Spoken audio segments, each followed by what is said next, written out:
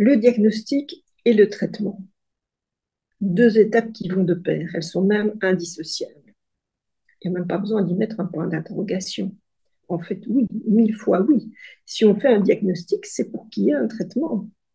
Mais en sachant que ce traitement, il est à envisager à plusieurs niveaux. Il est envisagé en termes de soins, il est, par exemple, une thérapie, une hospitalisation, que sais-je, il est à envisager en termes de rééducation éventuelle, d'adaptation scolaire, et il est à envisager en termes du quotidien. Comment le diagnostic vient nourrir, éclairer le quotidien que nous avons avec cet enfant.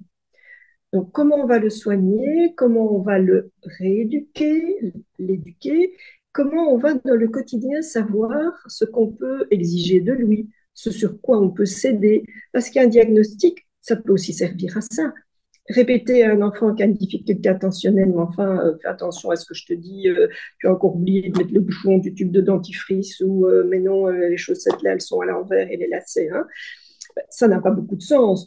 Si on fait la lecture par ailleurs de dire à un enfant un trouble du spectre autistique, qu'est-ce que ça veut dire pour cet enfant-là? Si sa difficulté adaptative est grande, vis-à-vis de quoi est-il en difficulté? Comment on peut un peu lui baliser le chemin et faire en sorte de ne pas trop lui compliquer la vie, tout en disant, écoute, tu vas quand même devoir apprendre à t'adapter un tout petit peu, mais là, on va quand même faire en sorte que la marche soit pas trop grande. Donc, on va faire une marche, mais pas trop lourde. Ça s'appelle un peu du compromis et ça s'appelle comment on peut avancer avec un enfant. C'est ça aussi le soin et le traitement. Et quand je dis ça, vous allez me dire, ben oui, c'est logique. Mais c'est logique, mais ce n'est pas toujours le cas quand même. Hein. Alors, ce n'est pas toujours le cas parce que parfois on oublie.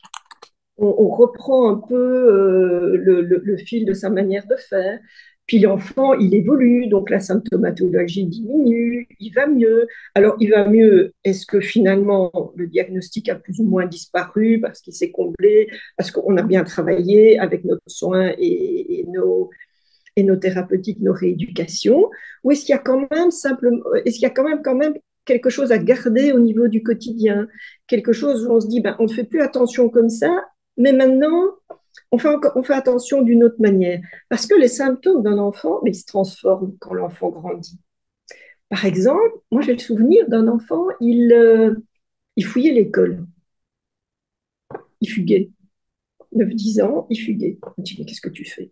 Ah ben je me promène. Mince alors. Et en fait, on s'est rendu compte que cet enfant a un vrai trouble de désapprentissage, vraiment massif. Il fuguait parce qu'il ne comprenait rien, le pauvre. Et ben voilà, il avait trouvé cette solution-là. Donc, on a aidé, on a fait des réadaptations, on a compris, on a discuté avec l'école, avec les parents, dans le quotidien. On fait beaucoup d'aide. Et puis, il n'a plus fugué. Magnifique. Et puis, un jour, la maman vient et dit, écoutez, je m'énerve souvent avec lui parce que il cache, euh, il cache des bonbons en dessous de son lit. Je retrouve des sachets, des paquets de chips, vides bien sûr, et enfin plein de choses comme ça. Et ça ne va pas dans notre famille, ça ne marche pas comme ça. Et puis c'est pas bon pour sa santé. Il mange pas au repas et puis il mange des crasses. Bon, effectivement, on est d'accord que c'est pas formidable, mais je me suis dit, mais en fait, c'est quoi qui se passe là? Cet enfant, il avait un espace à lui. Il avait échappé comme ça un peu. Alors, il avait échappé à la scolarité, mais il s'était créé tout un petit monde. Il allait balader, il traversait les jardins, il allait dans les petits bois. Peut-être qu'il avait un peu peur par moments, mais à d'autres moments, sans doute qu'il y avait quelque chose où il menait sa petite vie à lui. Et puis, je me suis dit, mais au fond, ce nouveau symptôme-là, cette évolution, mais c'est la même chose, à part que quand même, on est tous d'accord qu'il vaut mieux manger un peu des chips le soir dans sa chambre et de cacher l'emballage en dessous de son matelas que d'aller balader au risque qu'il vous arrive quand même un peu n'importe quoi, et puis en bypassant l'école, ce qui n'est quand même pas souhaitable. Et donc là, on s'est dit, en fait, le traitement, l'adaptation de la vie quotidienne, mais c'était de comprendre la transformation de son symptôme, de comment nous, on allait continuer à l'accompagner.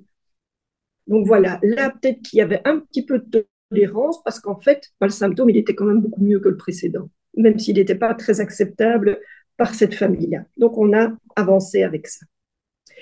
Et alors, parfois, on a un diagnostic et des perspectives de traitement, et puis on a un symptôme qui prend toute la place, par exemple des gros troubles du comportement.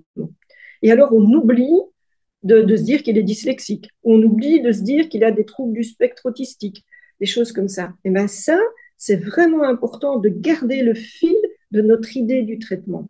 C'est pas parce qu'il y a des troubles du comportement qu'on ne doit pas voir le reste.